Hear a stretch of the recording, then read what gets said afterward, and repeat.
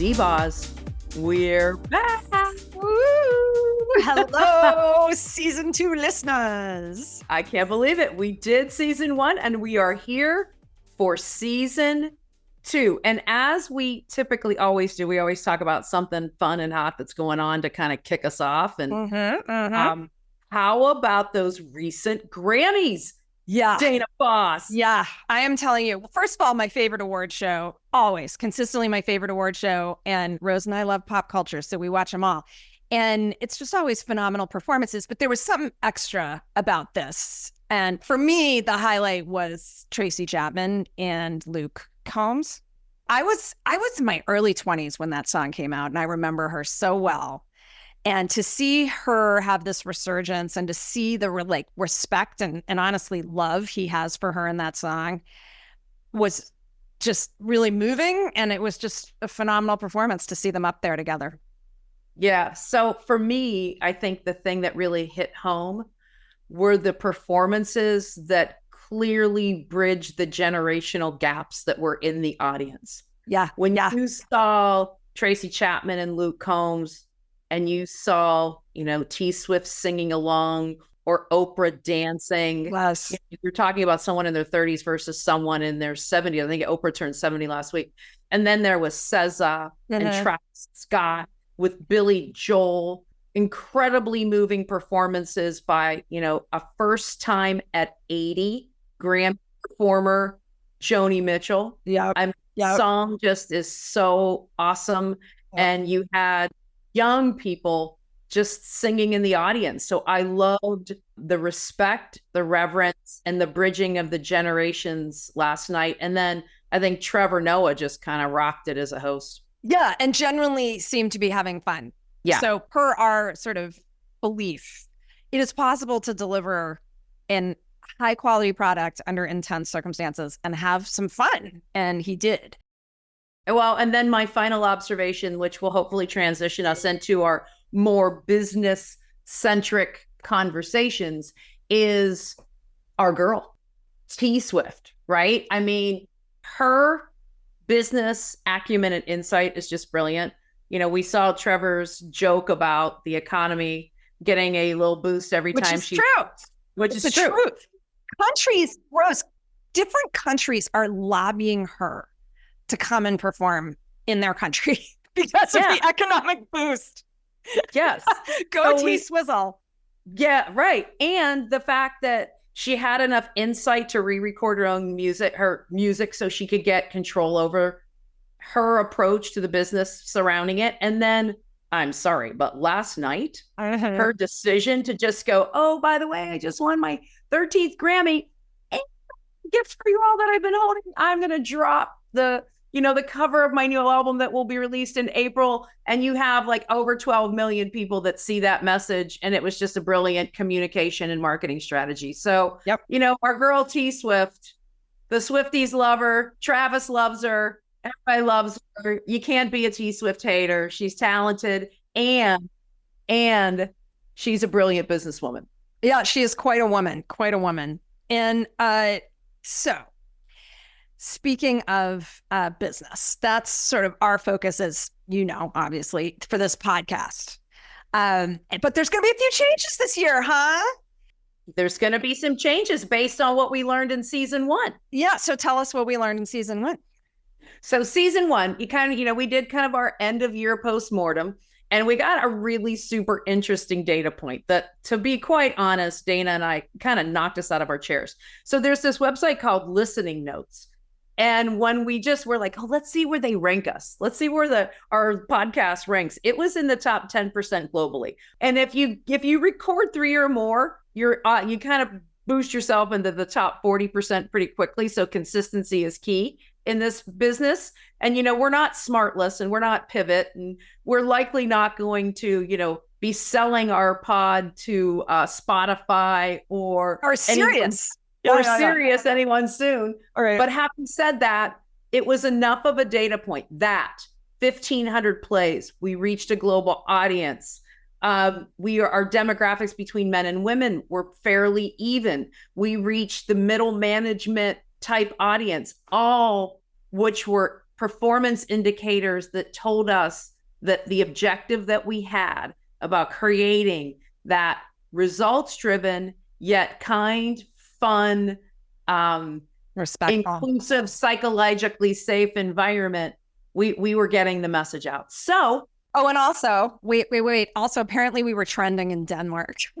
Oh, we were trending in Denmark. That's right. Yeah, Based on an input FYI. that we got, we were trending in Denmark. Either way, we'll take it as a positive data point. And then the other thing that we looked at from season 1 weren't just our performance indicators, but we got some feedback, right? We got feedback that, number one, hey, there's a lot of lead up podcasts out there. We can't find yours, which we had no intention. We actually were smart enough to check before we picked the name, but it got real crowded real fast. And people said they couldn't read or understand our image and our branding and our title. So what did we decide to do, Dana? We decided to rebrand a bit. Yes, we did. New graphics, you'll see, and just a simpler, clearer image and a new title. So tell us about that new title. Again, maybe a little tie to pop culture because, you know, we like to watch the movies on the weekend. We like to watch the movies on the weekend. So in addition to music, we love film.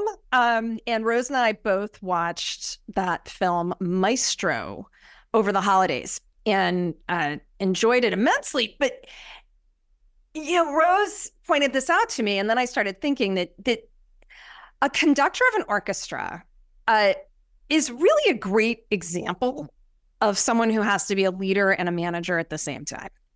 From a leadership perspective, they have to have a vision for the piece.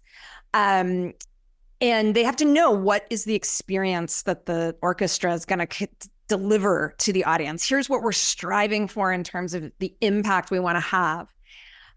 In addition, though, from a management perspective, they have to be aware of each and every person in that orchestra, what they are capable of, what their role is going to be in the piece, and when they need to deliver it. And they need to make darn sure that those people know what to do when and give them guidance along the way. So I just thought that was actually a really brilliant metaphor for leadership and management, meaning that they're both important no matter what your role is. So there's the background for the reason we are now Maestro Mindset, orchestrating your organization. Yeah, so we're anxious for some feedback. We did do some minor focus group testing on the new name and got positive feedback. So we're excited about the shift. From a format perspective, you know, in season 1, the majority of it was Dana and I sharing our experience over a collective 60 years of teaching, leading, managing, receiving feedback, engaging the employee bases. And we're not going to migrate away from that. We're going to still come up with our topics that we want to share. However, we are going to make some shifts that are primarily in 2 areas. One, our demographics and our data and our analytics showed that our episodes that had guests had the best scores and results. So we're going to bring in more interviews, and we're going to do that across sectors, segments, industries, perspectives. So you're going to see a lot more guests, and we have some really exciting people teed up. Yes. Really exciting people teed up. And then second, we're going to put some themes in place. And maybe Dana, you want to talk about how we're going to structure our themes. Yeah, we're going to ask some consistent questions of these guests, no matter what industry they work in. And it is a diverse group of people across many sectors. In particular, we're very interested in how they're approaching this new world of work post-pandemic. And it's something that the way we work has fundamentally changed. That's okay. Although I will say I am observing again and again that it's a struggle right now, trying to figure out what approach to work will enable sort of the business or the organization's results, while also being a work environment that people can thrive in and be satisfied with. And so I'll be very interested to ask that question of every guest and sort of see what themes emerge there. Yeah, and I think what will be interesting is the different lens that they bring. Yeah. Right. Yeah. You're going to see perspectives from healthcare and what the ripple effects could be in healthcare. You're going to see the impact. We're going to talk to folks from real estate So what does that do from a real estate perspective? You're going to talk about people that are just in corporate America and how that, we saw tremendous improvement in productivity. Has that been able to be sustained as we've maintained the environment? And we're going to also probe this from an age perspective. New in the workforce, been in the workforce for a while, leading a large workforce very far into your career. And what are the considerations? And we're going to dial up the contrast on this one. I'm really excited about having this conversation. Yeah, me too. So stay tuned, folks. Season 2 underway, episode 2 coming soon. And Rose, wrap us up. Okay, so we have a bit of a call to action for everybody at the end of episode 1, season 2.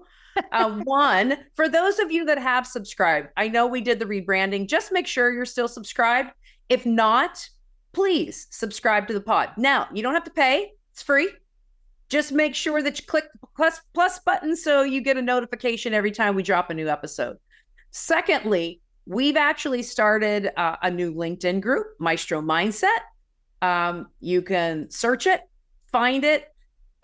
Please ask to join. We're not pushing anyone away. Maybe the trolls. We don't want any trolls on our LinkedIn group page, but it's a great way. We'll put some content out there. It's a great way to engage in conversation, provide feedback if you have questions. It's an excellent place to land it.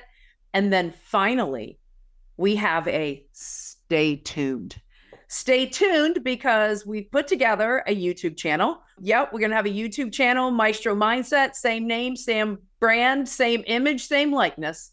And it'll be a great place to get additional content with little snippets. We'll probably take our hot takes and put our hot takes from each episode out there. So it's just another way to consume the content. So with that, it is a wrap of episode 1 in season 2. And we look forward to sharing both the interviews and the insights with you in 2024.